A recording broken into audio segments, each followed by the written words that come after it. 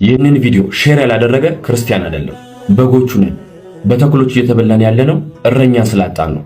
እስከዚህ ቀን እስከዚህ ሰዓት ድረስ እኔና እናንተ ጋር አልደረሰም እንጂ በአርሲ የሚገኙ ባለማተብ ኦርቶዶክሳውያን በግፍ እየታረዱና እየተገደሉ ይገኛሉ። ለማና ቤትን በል ለማን እንጮህ? ማንስ ይሰማናል? አባቶቹ ኮስታ አስተምሩ ክርስቲያንና ሚስማር በተደበደበ ቁጥር እየጠነከረና እየጠበቀ ይሄዳል ብላችሁን እስካሁን ዝም ብለናል። ምን ነው የእናንተ ዝምታ በዛ? የመናገርና የመተቸት አቅም ማናችንም የለንም። ስንገደል ስንታረድ ግን ዝም አትበሉ።